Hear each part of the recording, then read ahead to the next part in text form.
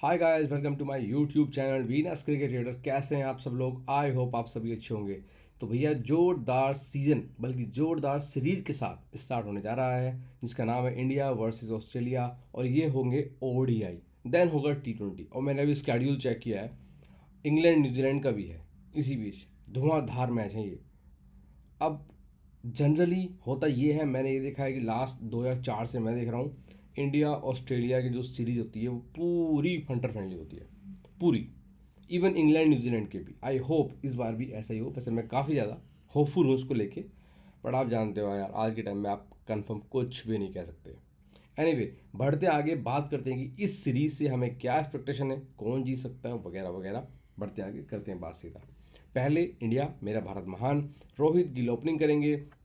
रोहित एक शानदार प्लेयर रहे हैं, कप्तानी से हट चुके हैं, गिल को कप्तान बनाया गया है। मेरे ख्याल से राइट डिसीजन है, बिकॉज रोहित और कोहली को वैसे भी 1.5 साल उनके पास तकरीबन है, उसके बाद उनको जाना है। सो ये बेटर है कि उनकी आँख के नीचे गिल तैयार होगा।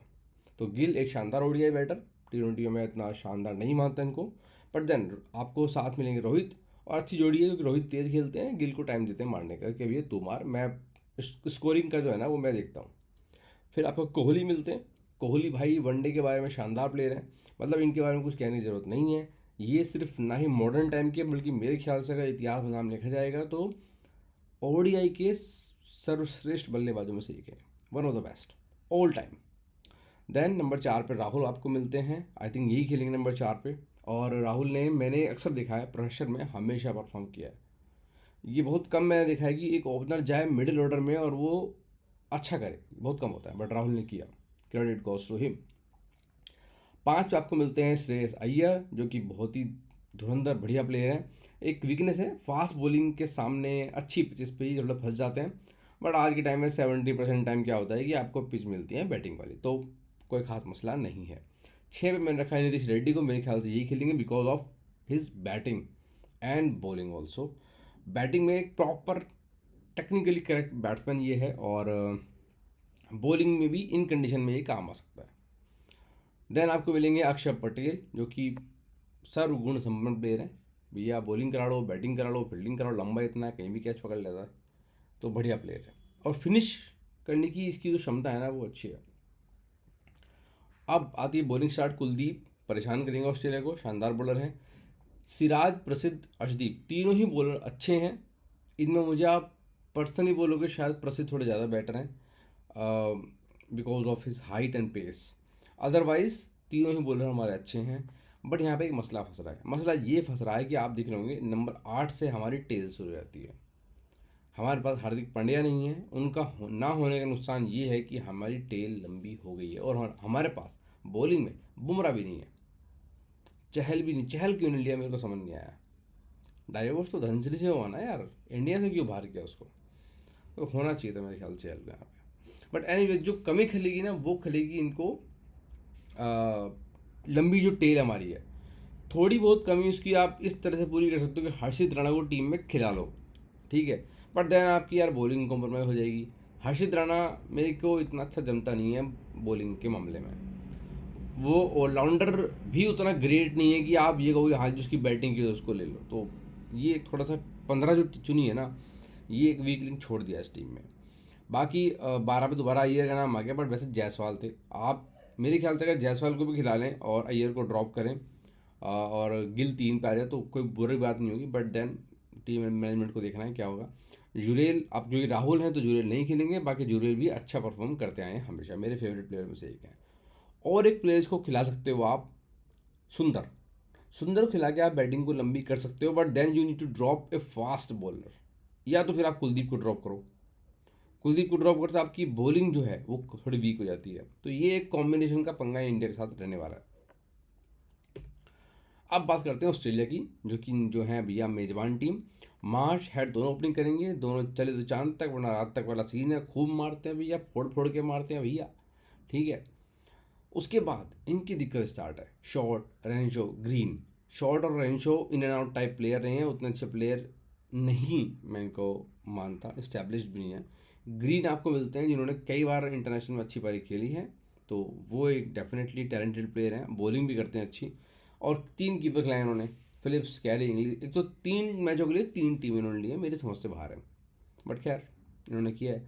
साथ तो मिचोवन जो कि अच्छे प्लेयर हैं, बट देन इस लेवल पे आके, इस क्वालिटी के सामने आके आपको सिर्फ हिटर वाली इमेज से काम नहीं चलेगा। आई थिंक उतना आसान नहीं इनके लिए होगा, बट प्लेयर में कैपेबिलिटी तो है।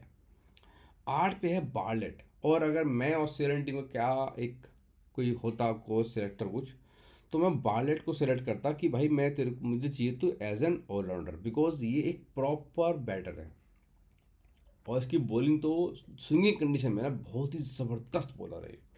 मैं इस पर पूरी फोकस बना के रखता, बट देन आजकल कुछ भी होता है। 9 पे एलिस, ये भी बैटिंग कर लेता है। बट देखो ये फ़र्क है, बार्लेट और एलिस दोनों बैटिंग कर लेते हैं, but the thing is Bartlett एक प्रॉपर बैटर है। जस्ट लाइक मैं आपको क्या बताऊँ कि इस पर आप ट्रस्ट कर सकते हो कि ये टिक के 50 बना सकता है। सेम आप एलिस के बारे में नहीं कह सकते, but Ellis as a bowler बहुत अच्छा है। बार्लेट एंड में पिटता है, एलिस एंड में नहीं पिटता। देन आपको मिलेगा मिच स्टार्क और हेजलवुड, चैंपियन बॉलर है भैया, ये सामने वाली टीम की जान मार लेंगे, तो इसमें तो कुछ बताने की ज़रूरत आपको नहीं है। और फिर जैम्पा आपको मिलता है, खोनेमन, डुआर्शिश। द इशू इज़ कि ये किस मैच में कौन सा स्क्वाड खेलेगा आपको नहीं पता, ठीक है। पर बाकी मैं बताऊँ, जैम्पा एक ज़बरदस्त बॉलर है, आप जानते हैं उसको। खुनेमन इज़ गुनेमन, बकवास बॉलर है। डॉर्च आपको मिलता है, एक अच्छा बॉलर है जो कि एक थोड़ी बहुत बैटिंग भी कर लेता है, बट इस लेवल पे आके मेरे को लगता नहीं कि ये इंडिया को तंग करेगा। ये इसके बस की इंडिया को तंग करना मेरे ख्याल से नहीं है। वेन्यू की बात करते हैं, पहला है पर्थ, दूसरा है एडिलेड, तीसरा है सिडनी। पर्थ ये वाका वाला नहीं है, ये ऑप्टस स्टेडियम पर्थ है। तो ये जो वेन्यू है ये शुरू में बॉलर्स को सपोर्ट करता है। अगर आपको ध्यान हो, अभी मैच हुआ था तो पाकिस्तान ने ऑस्ट्रेलिया को शायद 150 समेट दिया था मेरे ख्याल से, ये वही ग्राउंड है। देन आपको एडिलेड मिलता है, प्योर बैटिंग ग्राउंड है। तीसरा आपको सिडनी मिलता है, प्योर बैटिंग ग्राउंड है। इससे आपको एक बात पता चलती है कि ये सीरीज जो है वो हाई स्कोरिंग होने वाली है। बाकी ये रहा मेरा टेलीग्राम चैनल का लिंक को मैं डाल दूंगा डिस्क्रिप्शन में। आपसे रिक्वेस्ट है लिंक के थ्रू ज्वाइन करें, ना कर पाएँ करें मुझे मैसेज। ये रहा मेरा यूज़र नेम। ऐसा क्यों कह रहा हूँ, ताकि किसी फेक चैनल में ना पहुँच जाओ। अब करते हैं बात फाइनल सेक्शन की, जो कि है शॉर्ट एनालिसिस एंड प्रोडिक्शन। देखो मैं थोड़ा सा कंफ्यूज हूँ वैसे इस सीरीज़ के प्रोडिक्शन को लेके, क्योंकि ऑस्ट्रेलिया ने डिफरेंट टीम खिलाई है 3 मैचों में ना। तो अब मेरे को ये नहीं पता है कि वो क्या कॉम्बिनेशन लेके उतरने वाले हैं, ठीक है। बट अगर मैं आपको एक समअप करूँ चीज़ों को, तो इंडिया का जो स्क्वाड है उसमें गुड क्वालिटी बैटिंग है। हमारी बैटिंग में ज़्यादा क्वालिटी है ऑस्ट्रेलिया से। हमारी बॉलिंग भी अच्छी है, बट मसला वही है कि जो बैटिंग की डेप्थ है वो हमारी लैक कर रही है, क्योंकि ये सीरीज़ एक बैटिंग पिचेस पे है।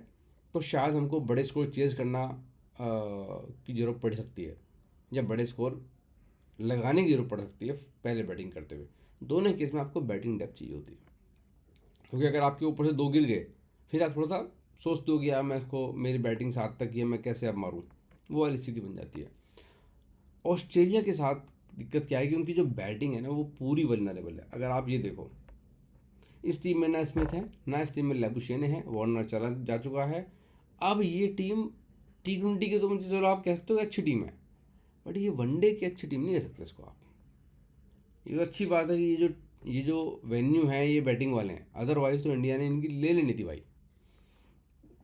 और इसीलिए मुझे लगता है, जो कि इनकी बॉलिंग अच्छी है, बॉलिंग में कोई दिक्कत वाली बात नहीं है, इसीलिए मुझे लगता है कि जो 3 में से 2 मैच रखे गए हैं खास तौर से, वो रखे गए हैं बैटिंग पैराडाइज पे। और इवन जो एक वेन्यू है वो भी ऑस्ट्रेलिया को ही फेवर सा करता रहेगा, पर्थ वाला। तो ऑस्ट्रेलिया की जो बैटिंग है वो शायद स्ट्रगल ना करे, ठीक है। अब आप यार बैटिंग से भी आपकी बैटिंग स्ट्रगल कर जाए तो फिर लानत है आप पे।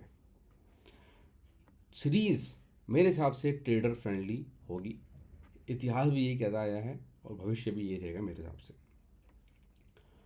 अब आती है बात फाइनल सेक्शन की, जो कि है प्रेडिक्शन। तो देखो मैं थोड़ा सा कंफ्यूज हूँ उसको लेके, बिकॉज हमारे सामने स्क्वाड की सही पिक्चर नहीं है। बट मैं एक वैसी अप्रोच के साथ जा रहा हूँ कि, क्योंकि मैं देख रहा हूँ कि ऑस्ट्रेलिया ने जो मैच रखे हैं वो ऑस्ट्रेलिया को सपोर्ट करने वाले वेन्यू पे रखे हैं। अगर ये मैच मेलबर्न में होती है, ये मैच आपका लेट से कौन सा ग्राउंड है इनका, होवर्ट में होते, तो फिर मैं इंडिया के साथ जाता। यहाँ पे ऑस्ट्रेलिया का चांस है, बहुत ज़्यादा नहीं है, मैं बोलूँगा 55-45 ये सीरीज़ है ऑस्ट्रेलिया के फेवर में बस। क्योंकि हमारी जो बॉलिंग है वो भी इन कंडीशन में पिट जाएगी और बैटिंग हमारी डेप्थ कम है, तो ये एक मसला है हमारे साथ। तो स्टिल मैं कहूँगा कि शायद ये जो ऑस्ट्रेलिया है ये सीरीज़ 2-1 से जीत जाएगा। एनीवेज जो भी रहेगा मिलेंगे आपसे टेलीग्राम पे। इस वीडियो में इतना ही, मिलते हैं आपसे किसी और वीडियो में। Till then goodbye and good luck.